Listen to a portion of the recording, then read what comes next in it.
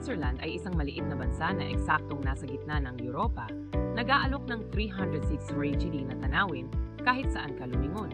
Marami ring lawa na lalong nagpapaganda sa tanawin.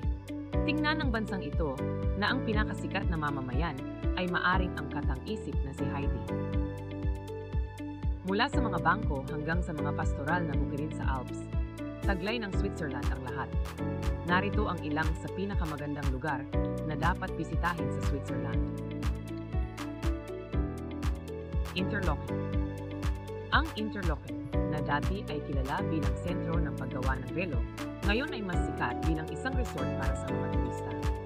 Dumagsa ang mga turistang dumating sa Interlaken noong mga unang taon ng 1800 para langhapin ang sariwang hangin ng bundok at magsagawa ng mga spa treatments.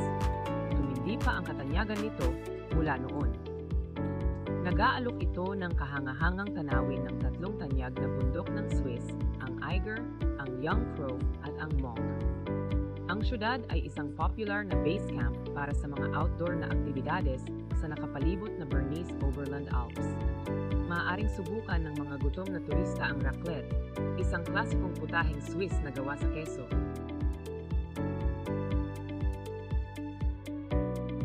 Lausanne.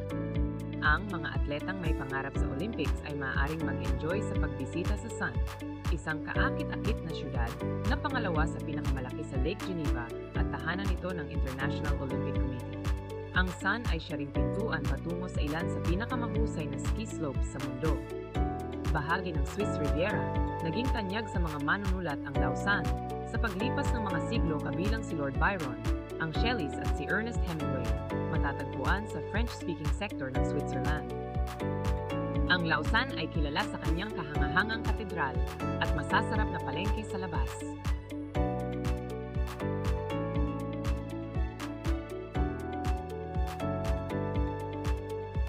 Geneva. Ang Geneva ay isang syudad kung saan nangunguna ang internasyonal na impluwensya. Tahanan ito ng International Red Cross Committee at ang European Headquarters ng United Nations, pati na rin ang 20 iba pang internasyonal na organisasyon. Matutuwa ang mga environmental travelers sa katotohanang ang Geneva ay isang green city na may 20% ng lupain nito na nakalaan para sa mga parke at binansagan itong City of Parks. Kabilang sa mga pangunahing atraksyon ang Cathedral of St. Pierre, kung saan nagbigay ng tanyag na mga sermon si John Calvin, at ang headquarters ng United Nations. Magandang pagpipilian din ang Geneva para tuklasin gamit ang bisikleta o pahingahan ang pagod ng mga paa sa pamamagitan ng pagsakay sa isang bangka sa Lake Geneva.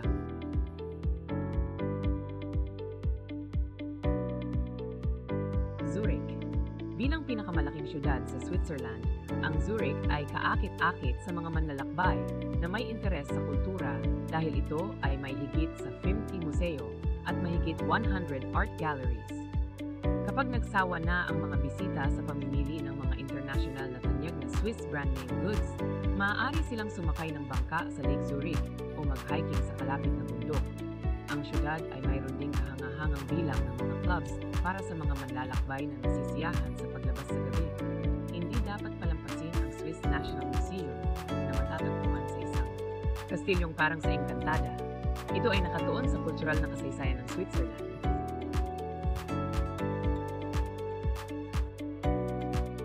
Zermatt.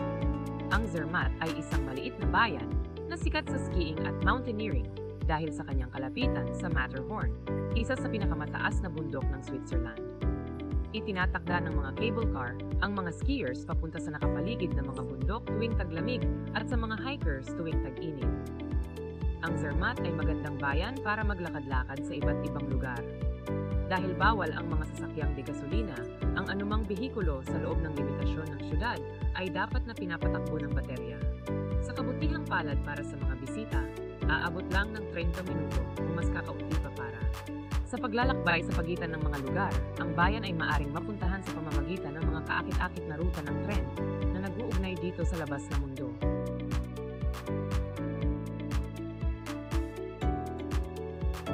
Jungfrau Region.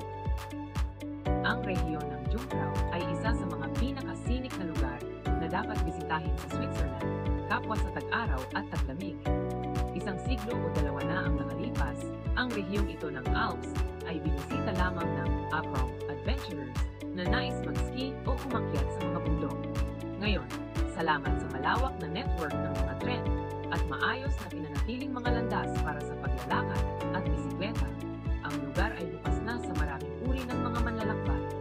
Ang Jungfrau Region ay binubuo ng 4 na magagandang bayan: Grindelwald, Miren, Lauterbrunnen at Wengen at 3 kahangahangang bundok: Eiger, Monge at Jungfrau.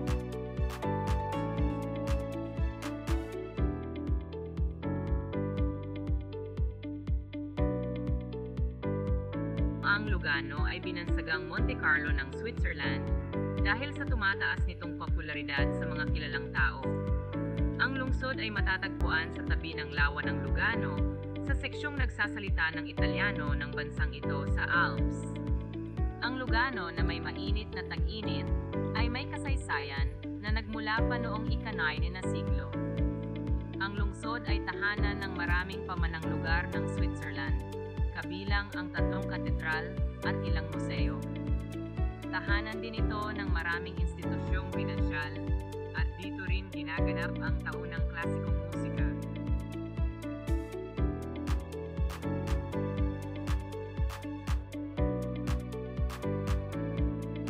Lawa ng Geneva. Isa sa pinakamalalaking lawa sa Europa, ang lawa ng Geneva ay matatagpuan sa daloy ng Ilog Rhône sa hangganan ng France at Switzerland. Maliban sa lungsod ng Geneva, karamihan sa mga patutunguhan sa rehiyon ng lawa ng Geneva ay matatagpuan sa Swiss Kitainavaud o sa French Department ng Haute-Savoie. Iba-iba ang geografiya dito, may mga bulubunduking Jura sa hilaga, isang burol sa sentro, at sa timog kanluran, ang Alps. Ang pangunahing mga atraksyon dito ay ang mga magarang syudad at bayan sa paligid.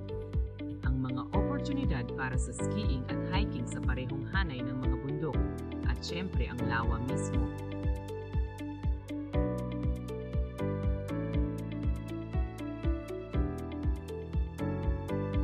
Ang Lucerne ay nasa German-speaking na sektor ng Switzerland at nag-aalok ng isang kumpletong karanasan, urbano, lawa at kabundukan. Kilalang isa sa pinakanakakabighaning mga lungsod, ang Lucerne ay bantog sa kanyang Chapel Bridge na mula pa ika-14 siglo at Water Tower, kung saan ito ay isa sa madalas na pinunan ng larawan na istruktura sa bansa. Isa rin dito ang kilalang Dying Lion Monument na isang bantayog para sa mga Swiss mercenary na nagbuwis ng buhay sa France noong 1792. Para sa mga gutom na turista, inirerekomenda ang Lucerner Tsugelipastete, isang lokal na delicacy na gawa sa puff pastry, laman ng veal at kabute, at sarsang cream.